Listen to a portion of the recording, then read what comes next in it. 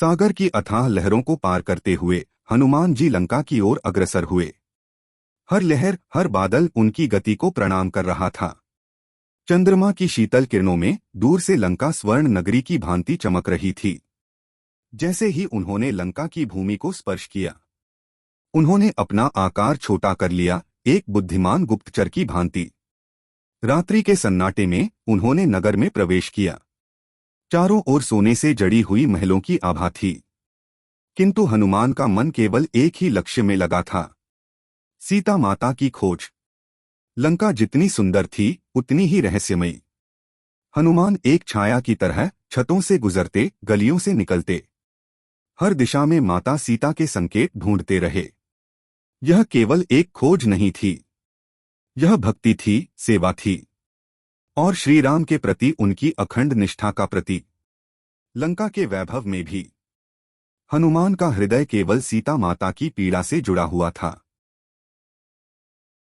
लंका की स्वर्णिम नगरी में रात्रि का सन्नाटा पसरा था, और उस मौन के बीच हनुमान जी सीता माता की खोज में नगर में चुपचाप विचरण कर रहे थे। तभी उन्हें मिले विभीषण, रावण का छोटा भाई, पर स्वभाव में पूर्णतः विपरीत, विनम्र, धर्मशील और श्रीराम में आस्था रखने वाला एक सज्जन राक्षस। विभीषण ने हनुमान को बताया, सीता माता अशोक वाटिका में हैं। रावण उन्हें प्रतिदिन विवाह के लिए बाध्य करता है, पर वह केवल राम के नाम का ही जाप करती हैं। हनुमान की आंखों में करुणा चमकी और विभीषण की आंखों में विश्वास। विभीषण ने कहा, मैं रावण के अन्याय के साथ नहीं हूं, मैं श्रीराम के पक्ष में हूं, सदैव रहूंगा। उस अंधेरे में एक दिव्य मित्रता का दीपक जल चुका था। अंधकार में अशोक वाटिका में एक वृक्ष के नीचे बैठी थीं सीता माता, उदासी और पीड़ा से भरी, रावण के बंधन में, पर मन से अडिग।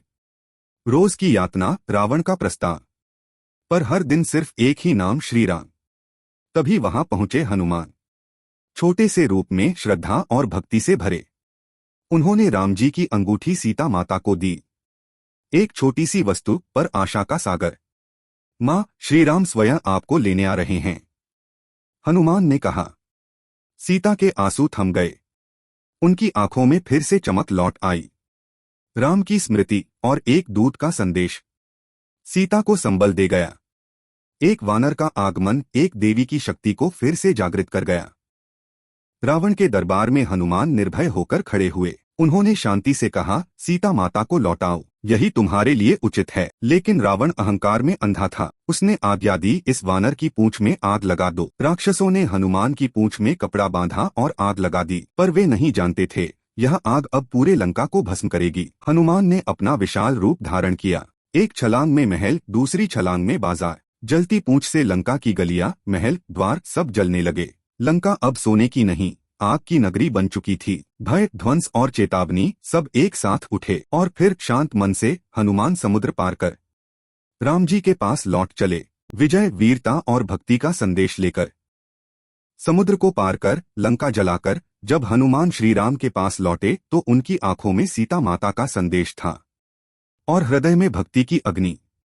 राम व्याकुल थे, प्रतीक्षा में थे, और जैसे ही उन्होंने हनुमान को देखा, हृदय से एक स्नेह की लहर उठी। हनुमान ने चरणों में झुककर कहा, प्रभु, सीता माता अशोक वाटिका में हैं। रावण उन्हें हर दिन विवाह के लिए बाध्य करता है, पर उन्होंने आपकी याद में तपस्विनी सा जीवन अपनाया है। राम की आंखों में आंसू थे, पर वो आंसू पीड़ा के नहीं, प्रेम और गर्व के थे। उन्होंने हनुमान को हृदय से लगाया और कहा, तुम मेरे सबसे प्रिय भक्त हो। अब युद्ध होगा और अधर्म का अंत निश्चित है। युद्ध की तैयारी शुरू हो चुकी थी। धर्म की विजय का सूर्योदय होने को था।